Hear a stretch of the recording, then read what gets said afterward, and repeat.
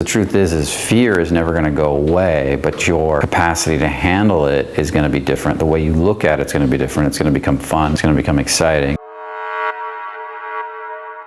We all have an idea of what sexual tension looks like, right? You have a basic idea what it feels like. The feeling is the key, because you can see it till you're blue in the face, but if you can't feel it happening in your body, like the rise and fall of a meter and the pressure expand, that's where you create it. You don't create it through an analytical understanding or through a visual image. You create it through a feeling. You need to feel the tension increase as I walk towards you. You need to feel it in your body, in your gut, and you got to be comfortable in it and actually start to enjoy it. The moment you start to enjoy it and you feel it at the same time is when it'll start doing crazy things. What would it be like to be the master at the art of creating sexual tension with women, to be so good that you don't even think about it? You just do it because that's who you are. It just comes out of you during the day. You play, you dance, you step into tension. A lot of people, when they picture this, they think being an asshole. That's not it at all. It can be playful. It can be fun. There's just tension. When two people are dancing a dance together, there's tension there. That can be super playful, pushing and flowing. It's in that I'm talking about, this sensual flow of tension. What would your daily life look like? Grocery store, the coffee shop, meeting a girl,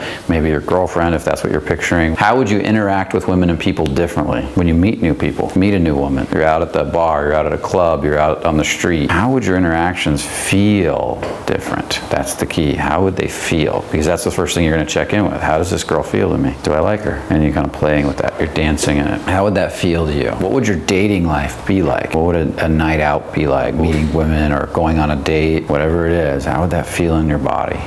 How would your relationship with fear be different? I see this hot girl, I walk towards her. How would my relationship with the fear or the rise of tension in my body be different? What would my reaction to it be like? We call the company Fearless, but being fearless, it's a little off. The truth is fear is never going to go away, but your capacity to handle it is going to be different. The way you look at it's going to be different. It's going to become fun. It's going to become exciting. You're going to step into bigger and bigger places to experience fear than you ever experienced before. Dave couldn't fly in a plane, and now he's jumping out of planes. Pretty soon, to scare him, he'll need a wingsuit or he'll need to jump off a cliff. His relationship to heights and fear has changed.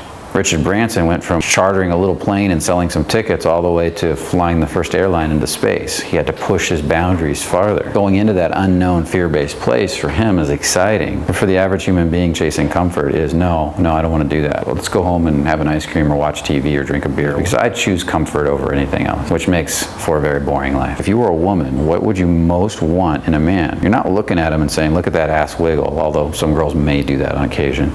You're looking at him saying, look at the way he handles that shit. Look at the way he gets stuff done. Look at the way he moves through the room powerfully. Look at the way he dealt with that other guy. Look at the way he dealt with the waiter. Look at the way he stands up to me when I give him shit and he stays solid and open. Can you see that that's the most attractive quality in a man? It's a very penetrating energy, right? Can you picture the girl that always wants to hang on the guy that feels powerful like that? Can you see where men get the idea that women just want men that make a lot of money? Men that make a lot of money tend to be able to step into tension. They go for it. But then sometimes those guys are extremely uncalibrated too. They can't feel very well. They tend to be blunt force objects stepping into tension. Women hate that part of it. And you also see where women might like a guy who doesn't make a lot of money but can step into a lot of tension anyways. Money's not important to him. Or maybe he's just not good with money, but he's good with tension everywhere else. They just got women coming out the wazoo, their ears, and because they're great with the dancing with tension, especially emotional tension. There's two types of tension. There's physical and emotional. Fighting versus arguing, stepping into the emotion, something like that. When Guns N' Roses were first coming up, they didn't have much money, but they were out doing concerts every night. And so from what I understand, they lived with a bunch of strippers. The strippers would pay all their bills, feed them, would take care of them, would have sex with them, kept them happy because they were Guns N' Roses. Getting on stage every night, emoting all this emotion. They don't give a fuck what anybody thinks of them. They can get in people's faces. They're loud, they're gregarious. They're the epitome of everything I'm talking about. They're bad boys. They just didn't have any money. So the girls would take care of them and they would do whatever they had to, have sex with them, give them money just to be around them. Now hopefully as we mature as human beings, as the women mature and the men mature, we get a healthier version of this.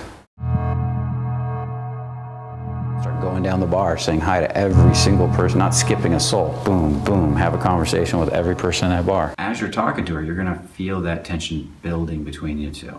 Your job is to just step into it a little bit.